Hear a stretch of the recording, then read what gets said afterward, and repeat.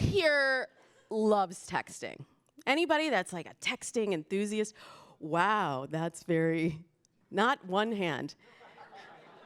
Okay, thank you. Sean Galanos loves texting. Okay, who here hates texting? Oh my gosh, I have such bad news for you. About 65% of our communication today is digital.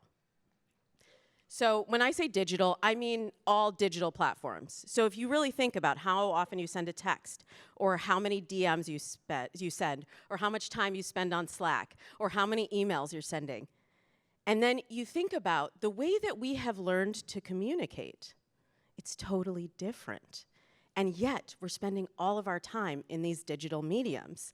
And I know we have a lot of therapists in the house today. So when you're talking to your clients, and they say, well, I said this, I was talking to this person about this, do you stop to clarify? Do they mean they said it face-to-face? Or did they say it in a text? Because sometimes people use the language interchangeably, but it doesn't always mean the same things. So there are some downsides to digital communication. We lose context. Our brains didn't evolve to be able to understand meaning just from the words on the page. And so we don't have body language, we don't have inflection, we don't have tone. And a lot of times that leaves room for misinterpretation, right? We lose control. So even though we may believe that we're having a private conversation, I used to work in corporate media, and they would always say to us, don't put anything in writing that you would not be prepared to have read before you in a court of law. And let me just say, I think for some people, not anyone here, of course, but for some people, there are a lot of unsavory pictures that you would not want to have read in a court of law, or unsavory text. So we really need to think about privacy. And how does that change our communication if we are thinking about privacy? What would we share in intimate spaces online that we wouldn't share in person, or vice versa? And then we scrap synchronicity. And this one is really important. Because what happens when, let's say you get a text that really pisses you off. And you don't respond to it right away, but you're at your girlfriend's house, and what do you do? What do you do? Yeah, you show it to your girlfriend, and she's like, I cannot believe he said that. You know what? He's a dog anyway, and you shouldn't even write back to him. You should just leave him on read, or you should say this, and then it starts to whip up in your mind. And so there's this whole gap that happens between when the text is sent and when the reply is sent. And then sometimes, because the text, you wrote it in a certain frame of mind, but you don't have the context, you don't have the control, and then you read it, someone reads it in the frame of mind that they're in when they receive it, not in the frame of mind as when you sent it. So maybe you read that same text that you read with your girlfriend and the next morning, and you're like, oh, that didn't sound bad at all. But if we are not having synchronous, real-time communication, there's a lot that happens in between the message being sent and the message being received and replied to. So, welcome, my friends, to the new normal, but it's not really new. It's just the normal. And I saw all your hands for the I hate texting, and we're not going to talk about texting the whole time, but I really do want to consider that this is a new language that we are developing, and that it is imperative that we understand this communication crisis that we're in, and develop a communication code of conduct for ourselves for how we like to communicate digitally and in person, and also how we wish to be communicated with. So we all know verbal communication. I'm sure many of you are very well skilled in verbal communication, but I want to spend a little bit of time giving you some different frameworks for how you might be able to communicate more effectively in the new normal. Nonverbal communication. We talked about we don't have that in digital communication, but we do still have that face-to-face. And I'm going to do some interactive exercises. I hope you guys are in the mood to play, because we have some fun exercises that we're going to do. And then we will also spend some time talking about digital communication in all forms. So one of the top questions that I get on my podcast is, what do I say? What do I say when I'm trying to get someone to go on a date with me? Or what questions should I ask someone on a first date? I just did an interview for Time Magazine. They wanted to do a guide on the questions that you should ask someone. And I was like, I think I'm going to disappoint you, because it's really not about the questions. Communication is so much more about listening than it is about asking the right thing. It's about, what are you hearing? And a recent Harvard study showed that those who ask follow-up questions, not just any questions, but specifically follow-up questions, are seen as more likable on a date. And that's because you're not just hearing the information, but you're actually engaging with it. You're showing care and concern, and you're actively listening. So I thought we would play a little game to show you a new way of listening more effectively. So I need some volunteers. I need 4 volunteers. Who's feeling like doing something fun? Okay, I see you in the pink. Come on down. Just like Bob Barker or Drew Carey, right here. Is that a floral shirt? Yes, and then black blazer. Come on down. I need some music, like dun dun dun dun dun dun dun dun dun dun. Thank you so much. Okay. Welcome to the stage. Okay. Sign a waiver. I don't know. Hi. Hi. Welcome. Okay, you're gonna hold this for me, and then I'm gonna get you a mic. All right. So, as a dating coach, one of the things that one of the tools that I use to help my clients get better with listening and with flirting and communicating is improv. Now, don't worry, I don't work in casting anymore, so no one's gonna get discovered here. The goal of the exercise is not to be funny, but it is to listen. So we're going to do a game that's called Last Word, First Word. Has anyone ever played this before? No. Yay, okay. No pressure. We're going to tell a story together. So you're going to start, each person is going to add a sentence to the story. Doesn't necessarily have to make sense, but we are telling a collective story. And you're going to start your sentence with the last word of the sentence that came before. So if I say, the dog is fine. Fine, my mom yelled at me. And then you would go on using the last word of the previous sentence as the first word of the next sentence. Does that make sense? We'll see. Like I said. Good luck, everyone. Like I said, SNL is not casting right now. But it's a listening exercise. So, can we get a suggestion from the audience, a topic for this story? Just shout it out. Shopping. What's your name? Janelle. Okay, Janelle's going to start us out with a story about shopping. Yesterday, I went shopping and got a really good deal on some sunglasses that my friends convinced me to buy. Buying fish is important to make sure you get fresh fish. Otherwise, your fish is going to be nasty and stinky. Stinky. Stinky things are no fun for people to be around, and they tend to run if they ever go around stinky things. Things are a pain in the ass. You gotta clean them, find somewhere to put them, organize them, look for them, spend money to have them, not to use them. Okay, I'm going to go back to Janelle here. Them. That's a Yeah, them. Oh.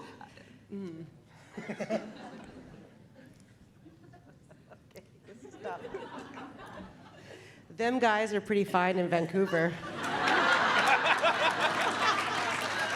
was great. Awesome. Okay. First of all, actually, maybe I should be casting for SNL here, because I thought that was a fantastic story. I don't know what we're buying. Sunglasses, fish. Great. I had a great time. But I want to know how that felt for you to do that exercise. How did you listen differently, or how did you choose your words to complete, especially as we get further into the story, it gets trickier, right? You're not listening to the story that she's actually saying. I'm just listening for that last trigger word. And so I'm not digesting anything. I'm just waiting for the word, my turn to think and speak. Funny, I had to empty my head and totally focus on every word you were saying in case that was going to be the last one. So totally opposite of what you said. Is that a Right. man thing?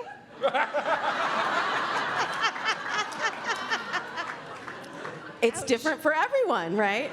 But it does, when you sort of gamify a conversation like that, it does get you listening in a different way, and sometimes, usually more present, but sometimes, yeah, it might be that because you're knowing you're going to have to engage with the information, right?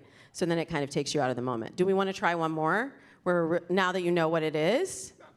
Yeah. He's like, no, he's good. Okay, give them all a round of applause for being so brave and coming up here. Thank you so much.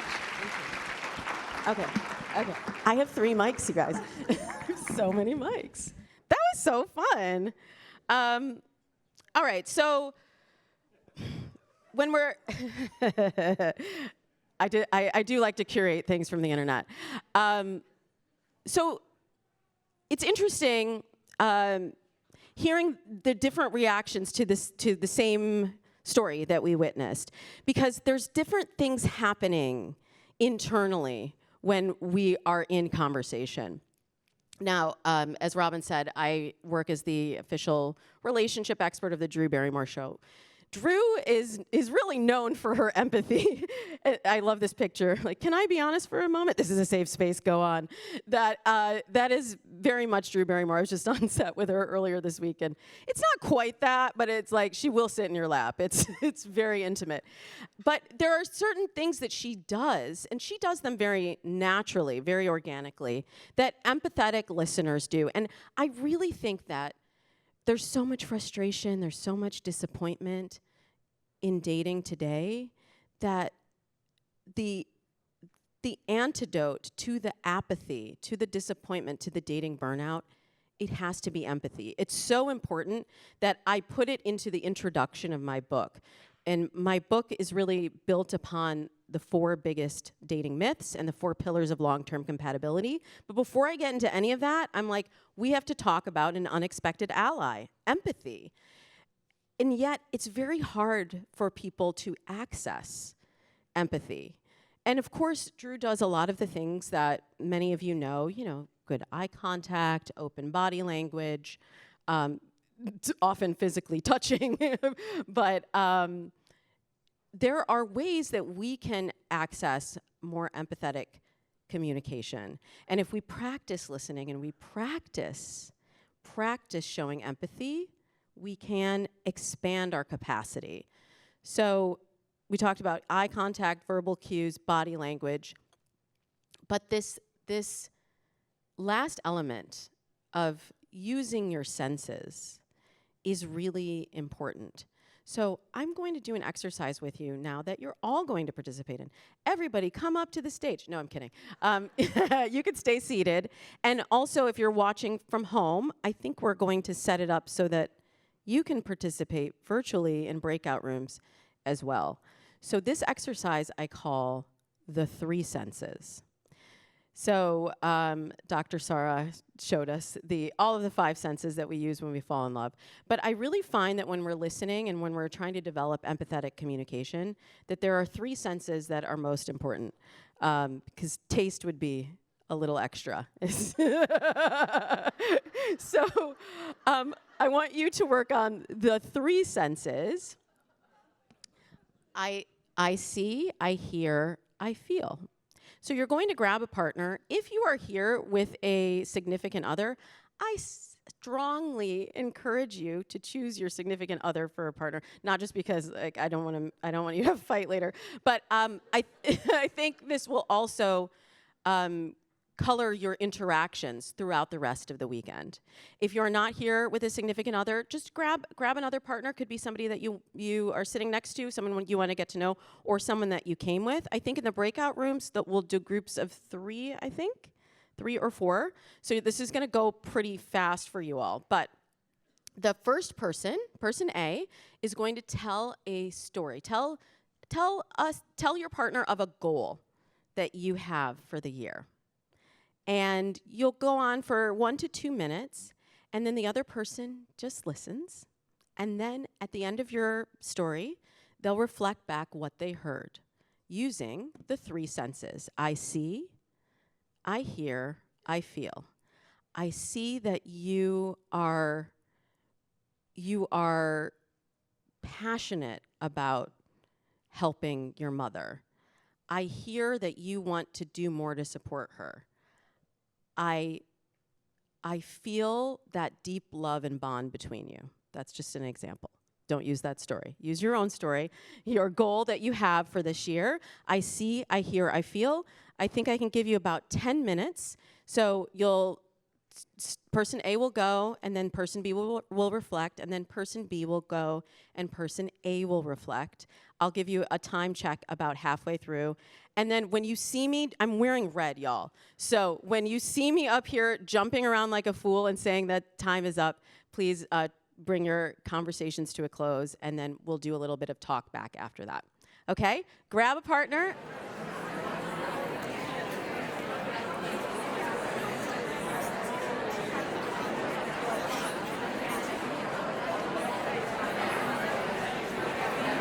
Okay, we can start to wrap up the conversations.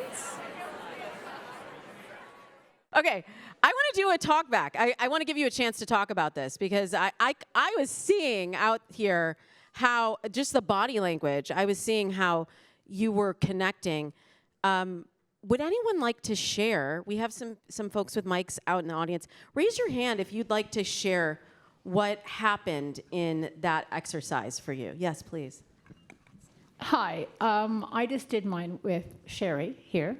Hi, and I'm a therapist, and I often have taught and do reflective listening. And what I found was this is deeper and more real. Like when I gave back to what I see, what I feel, what I hear, it was more the essence of the message rather than talking about what somebody specifically said. And I really liked it. So do you think you will use this in practice or in your personal life? Or You bet. all right. Yeah. Wonderful. Anybody else want to share? Thank you. Oh, well, since you were partners, I want to hear it from the other side. Thank you. It was a wonderful exercise, and I felt when I was talking to her and I was focusing on the 3 areas that you mentioned, I was able to connect with her in a deeper level and felt exactly what she was saying. So thank you. I would definitely moving forward use that with my clients as well. I'm so glad. And I'm so glad to hear that you felt that connection between the 2 of you. Like it felt deeper to you, but also she received it. And it can completely change. And you might not in practice want to say, I see, I hear, I feel. You can omit those words, but still have the same intention behind it.